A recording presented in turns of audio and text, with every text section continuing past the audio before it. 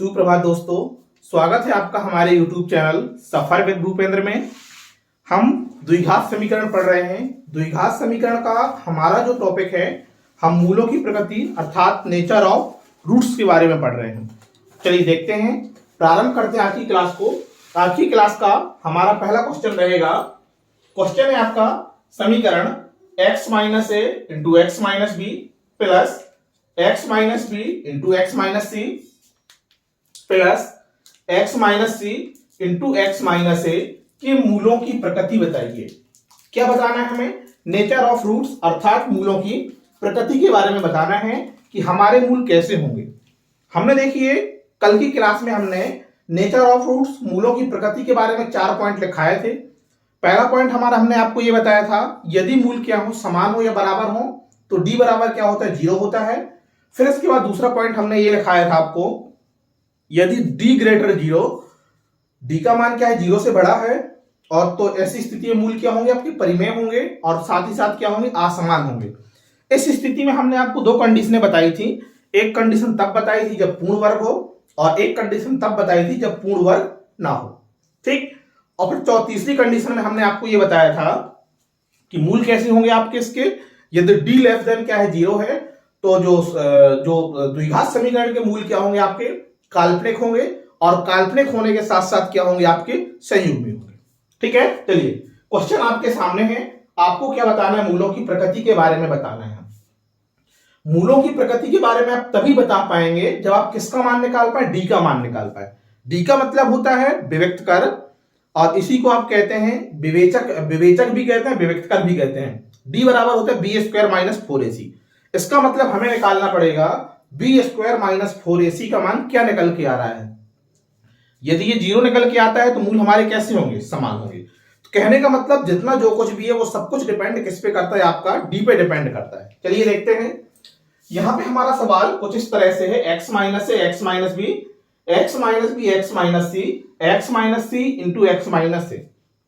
ठीक। जब भी इस तरह से आए तो सवाल को सॉल्व करने के लिए आप क्या मान लीजिए, जो भी ए बी सी के मान दिए गए हैं उन्हें आप कुछ भी मान लीजिए अपनी तरफ से। हम देखिए क्या करते हैं, हम अपनी तरफ से सवाल पहले यही लिखते हैं, x माइनस ए और ये x minus b plus x minus b into x minus c, साथ में आ जाएगा आपका x minus c into x minus a बराबर क्या, 0। यही था आपका, बिल्कुल यही था। ठीक। चलिए यहां पे देखिए सवाल को आसान बनाने के लिए हम क्या करेंगे, ए बी सी के मान अपनी तरफ से मानेंगे। हम लिखेंगे a बराबर 1, b बराबर 2 और c बराबर क्या, 3 लेने पर। ठीक। इससे क्या होगा, जो द्विघात समीकरण बन के आएगा वो आपका आसान हो जाएगा। चलिए रखते हैं, क्या रखना है हमें, a बराबर 1 रखना है, b बराबर 2 रखना है और c बराबर क्या, 3 रखना है। ठीक है। चलिए यदि हम a बराबर 1 रखते हैं तो देखिए क्या मिलेगा, x माइनस 1, यही मिलेगा बिल्कुल। यदि b बराबर 2 रखेंगे तो ये मिलेगा x माइनस 2। b का मान 2 रखना है तो ये मिलेगा x minus 2 into x minus कितना, 3 हो जाएगा। यहां देखेंगे तो ये हो जाएगा आपका x minus 3 into x minus 1 हो जाएगा। क्या हो जाएगा, x माइनस 1 हो जाएगा और ये 0 के बराबर हो जाएगा। ठीक। अब आप इसे सॉल्व करके बड़ी आसानी से द्विघात समीकरण बना सकते हैं। देखिए ये बनेगा आपका एक्स स्क्वायर, इन दोनों का गुणा करेंगे और ये हो जाएगा कितना, माइनस 3x और साथ में कितना, प्लस 2। इन दोनों को आप गुणा करेंगे। इसी तरीके से यहां मिलेगा, देखिए ये हो जाएगा x square minus 5x plus कितना, 6, और यहां पे होगा आपका x square minus 4x plus कितना, 3। ये भी आपका 0 का बराबर हो जाएगा। ठीक। अब देखिए x वाले पदों को आप एक साथ जोड़ लीजिए। जैसे आप x वाले पदों को जोड़ेंगे तो ये हो जाएगा एक्स स्क्वायर और एक्स स्क्वायर, तो कितना मिलेगा, ये मिलेगा आपको 3x स्क्वायर, कुछ इस तरह से। ठीक है। यहां तक कोई दिक्कत नहीं होना चाहिए। इसके बाद देखिए क्या, फिर देखिए माइनस का 3x माइनस का 5x 8x हुआ, और माइनस का 4x कितना हो गया, माइनस का 12x। कोई दिक्कत नहीं। प्लस का 2 प्लस का 6 प्लस का 8 और प्लस का 3 कितना 11, ठीक है, बराबर 0। ठीक, फाइनली आपका जो द्विघात समीकरण बना ये बना 3x² माइनस 12x प्लस 11 बराबर 0। ठीक, अब देखिए आपको क्या निकालना है, d का मान निकालना है। ये देखिए d बराबर होता है आपका b² माइनस 4ac, इसका मान आपको निकालना है। ठीक, यहां पे देखिए जब आप इसकी तुलना ax² bx प्लस c से करेंगे तो a का मान आप 3 पाएंगे, b का मान -12 पाएंगे और c का मान कितना पाएंगे आप 11 पाएंगे। चलिए b का मान रखिए, b का मान यहां पे आपको मिल रहा है कितना -12², b² -4, a का मान कितना है 3 है, 4a, c का मान कितना है यहां पे आपका 11 है। कोई दिक्कत नहीं, इसे सॉल्व करिए। 12 का वर्ग करेंगे तो कितना मिलेगा 144 मिलेगा माइनस, और यहां पे देखिए करेंगे तो कितना हो जाएगा 11 तिया 33, और 33 गुणा 4 होता है 66 दूना 132, कितना हो जाएगा 132। ठीक है, जब आप इसे घटाएंगे तो आप ये पाएंगे कितना आ रहा है 12 आ रहा है, कितना आ रहा है 12। इसका मतलब d का मान कितना आया 12 निकल के आया। अब देखिए यहां से हमें क्या पता चलेगा, मूलों की प्रकृति के बारे में पता चलेगा। यहां से देखिएगा इसके बाद,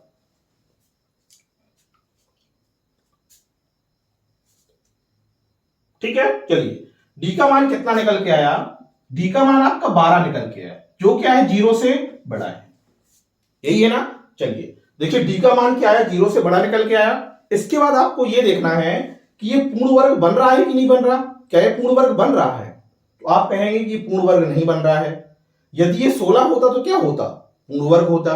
तो कहने का मतलब 12 किसी भी संख्या का पूर्ण वर्ग नहीं है।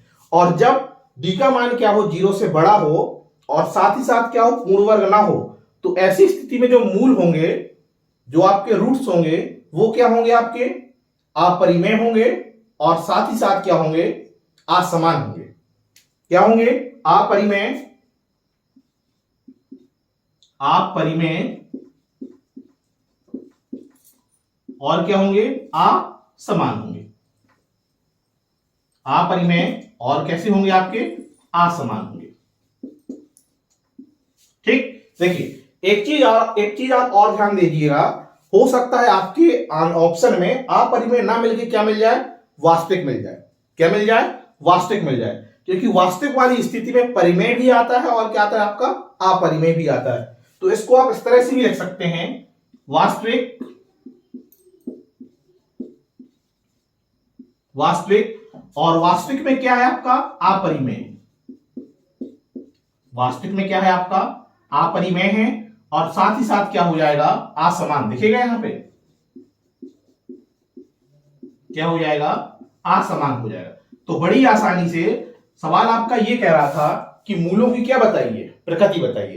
तो आपने देखिए जैसे आपने डी का मान निकाला, तो डी का मान निकालते ही आप बड़ी आसानी से आपने ये बता दिया कि हमारे जो मूल होंगे वो क्या होंगे आपके अपरिमेय होंगे, और साथ ही साथ क्या होंगे असमान होंगे। या इसे आप इस तरह से भी कह सकते हैं कि हमारे जो मूल होंगे वो वास्तविक होंगे और क्या होंगे आपके असमान होंगे। ठीक, उम्मीद करते हैं ये क्वेश्चन आपको बड़े अच्छे से समझ में आया होगा। ठीक है, चलिए एक क्वेश्चन और देखते हैं। अगला क्वेश्चन है आपका,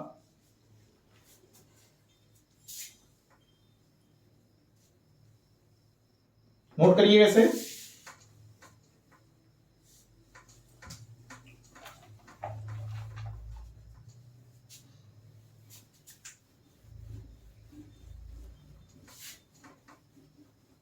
चलिए अगला क्वेश्चन है आपका, समीकरण b प्लस सी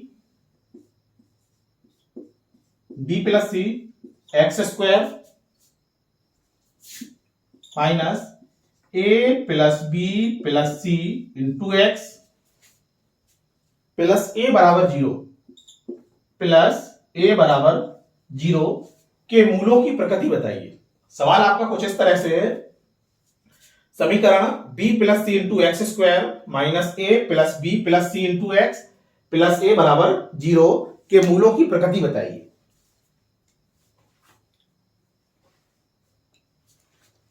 चलिए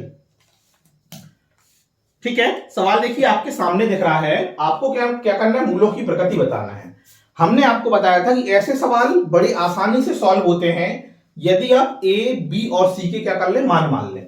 ठीक, ए बी सी के मान कुछ भी हो सकते हैं, आपकी मर्जी है कि आप क्या मान रहे हैं। हम अपनी सुविधा के लिए छोटी ही संख्याएं मानेंगे। तो हमने देखिए क्या माना, ए का मान 1 माना, बी का मान क्या माना 2 माना, और सी का मान क्या मान लिया, 3 मान लिया। ठीक, ए का मान आपने 1 माना, बी का मान हमने 2 माना, और सी का मान हमने क्या माना, 3 माना। एबीसी के मानों को उठा के जो समीकरण आपका दिया गया उसमें रख दीजिए। चलिए देखिए, बी का मान कितना है आपका 2 है, सी का मान कितना है 3 है, साथ में कितना एक्स स्क्वायर, कोई दिक्कत नहीं, माइनस ए प्लस बी प्लस सी, ये हो जाएगा 1 प्लस 2 प्लस 3 इंटू कितना एक्स, कोई दिक्कत नहीं, प्लस ए का मान कितना है आपका 1, और एक किसके बराबर हो जाएगा, 0 के बराबर हो जाएगा। यहां तक कोई दिक्कत नहीं होना चाहिए। इसके बाद देखते हैं, जैसे आप इसे सॉल्व करेंगे तो ये मिलेगा आपको 5x square minus 6x plus कितना 1 बराबर 0। ये आपका बना द्विघात समीकरण। क्या बना, द्विघात समीकरण। अब यहां से सवाल को आगे ले जाने में कोई दिक्कत नहीं होना चाहिए। मूलों की प्रकृति आप तब तक नहीं बता पाएंगे जब तक आप किसका मान ना निकाल पाए, डी का मान। और डी आपका कहलाता है विविक्तकर या विवेचक। और देखिए डी बराबर होता है आपका बी स्क्वायर माइनस 4ac। चलिए देखते हैं, यहां से बी का मान कितना होगा, -6 का स्क्वायर, देखिए -6 का स्क्वायर, बी स्क्वायर माइनस 4, ए का मान कितना है 5 है, और बी का मान कितना है, आप सॉरी 4, ए का मान कितना है 5 है, और सी का मान कितना है 1 हो जाएगा। चलिए जब आप यहां से देखेंगे तो ये मिलेगा 36 माइनस 5 को 20, और डी का मान यहां से कितना मिला, डी बराबर मिला आपका 16। डी बराबर कितना मिला 16, नीचे दिख रहा है, डी का मान कितना मिला 16, जो कि क्या है आपका 0 से बड़ा है। यहां देख लीजिए, इसके बाद डी का मान मिला आपको कितना 16। 16 कैसा है, ग्रेटर देन 0, अर्थात 0 से क्या है, बड़ा है। साथ ही साथ आप ये भी थोड़ा सा देखेंगे कि 16 एक कैसी संख्या है, पूर्ण वर्ग संख्या है। आपने जब 16 को देखा तो आपने ये पाया कि 16 कैसा है आपका, पूर्ण वर्ग है। क्या है, पूर्ण वर्ग है, अर्थात परफेक्ट स्क्वायर है। कैसा है, पूर्ण वर्ग है। और हमने आपको बताया था यदि डी का मान क्या हो, 0 से बड़ा हो, और साथ ही साथ क्या हो, पूर्ण वर्ग हो, तो ऐसी स्थिति में जो मूल होंगे आपके वो होंगे वास्तविक। वास्तविक वास्तविक में हो जाएंगे आपके क्या, परिमेय। परिमेय, और क्या होंगे आपके, असमान होंगे। क्या होंगे, असमान होंगे। और यही आपके सवाल का क्या हो जाएगा, आंसर हो जाएगा। ठीक, सवाल हमसे ये पूछ रहा था कि बताइए कि मूलों की प्रकृति कैसी होगी, तो आपने बड़ी आसानी से निकाल दिया कि हमारे जो मूल निकल के आए वो कैसे निकल के आए, वास्तविक निकल के आए, और साथ ही साथ कैसे निकल के आए, असमान निकल के आए। उम्मीद करते हैं आज के सेशन में आपने मूलों की प्रकृति को निकालना समझा। आज का सेशन इंपॉर्टेंट है, यहां से क्वेश्चन आपके एग्जाम में पूछे जाते हैं। आज यहीं तक, इसके बाद मिलते हैं कल नेक्स्ट अगले वीडियो। तब तक के लिए धन्यवाद।